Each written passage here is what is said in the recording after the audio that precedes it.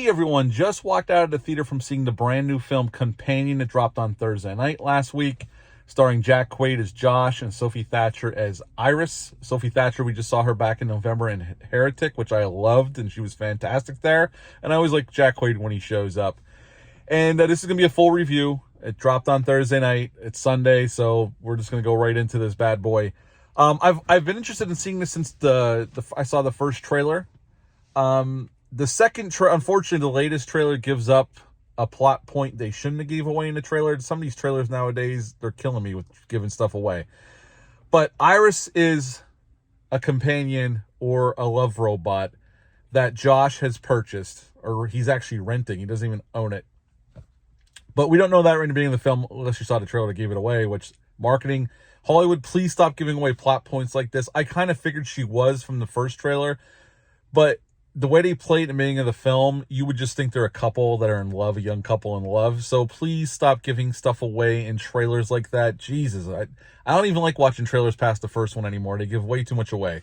But anyway, at the beginning of the film, we see them together, and they're sweet together, really. And they're going to this lake house with friends, and his one friend is dating this Sergey, this Russian dude who's married, so he's kind of a scumbag. But he's a rich scumbag, and, at first, Iris comes off as just, a lovely young woman who's madly in love with Josh and wants to impress his friends. She's worried that his friends don't like her. And they're having a good time, and then the next morning, Josh's demeanor kind of changes towards her a little bit, but he's not too off-putting. And then this is when things really hit the fan. Sergey makes a pass at Iris. They're alone down by the beach of this lake, and he tries to have sex with her, and she kills him because he won't stop. And that's when we find out that they give it away in the movie anyway, that Iris is really a robot, a love companion that Josh has rented because he hasn't had a meaningful relationship in his life. And from then on out, we find out that Josh and his one friend, the girl who was dating Sergey, planned all this because he had a safe full of $12 million that they wanted. So they figured they'd set Josh's robot up to kill Sergey. They can make off with the money.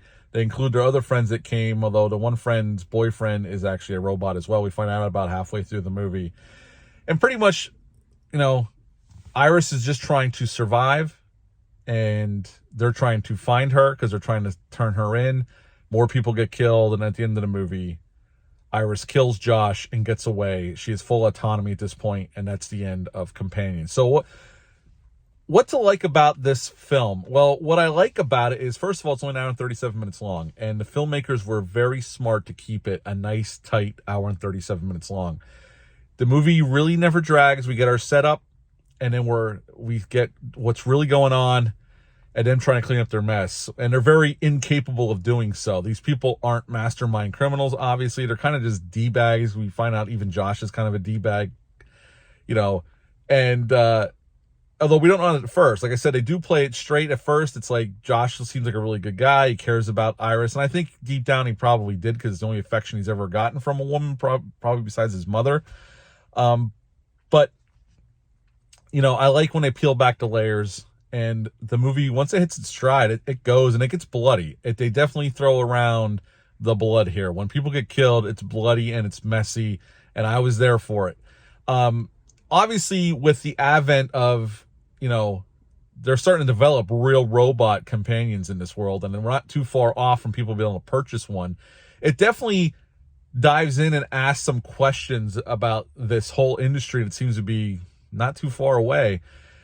How you treat a robot, how, humans would interact with a robot knowing they're not real. And, Josh's one friend, this girl who's dating Sergey, I thought it was interesting. Her and Iris, they're having like this dinner party, like they're dancing around and they're drinking. And Iris goes over and sits next to her on the couch with her. And she says to Iris asks her why she doesn't like her. And she's like, "It's not that I don't like you, Iris.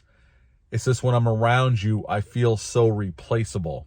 And it asks that question, as humans, are we going to use like robots in place of human interactions?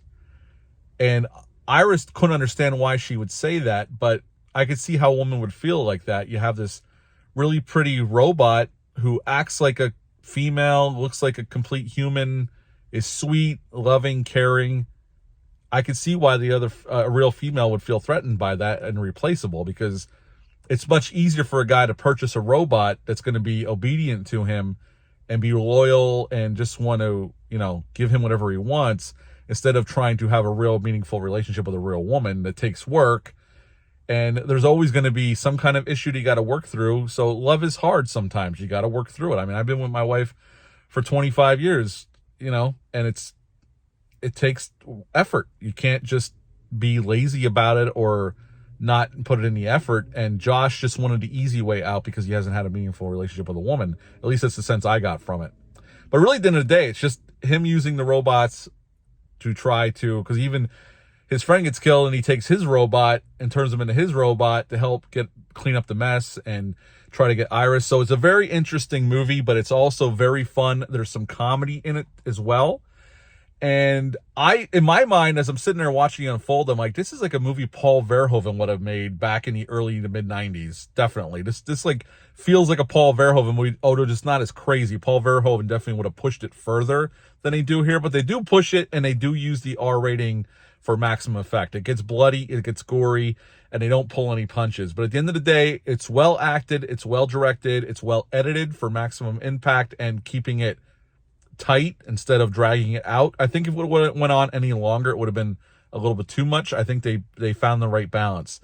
And I really enjoyed this. I really did. I'll definitely pick this up on physical media when it gets released. And hats off for them for kind of making a messed up romantic comedy that really does tread into horror territory, considering what we're talking about here. And I enjoyed the hell out of it. I would give Companion a solid 9 out of 10. 9 out of 10 for Companion. Have you got a chance to check it out yet? Are you planning on seeing it? Leave a comment down below. Let me know. That's it for this review. I'll be back this week with Howling 2, Your Sister's a Werewolf, and I'm going to be seeing Heart Eyes Thursday night. Me and Troy are going to check that out. But until next time, bye.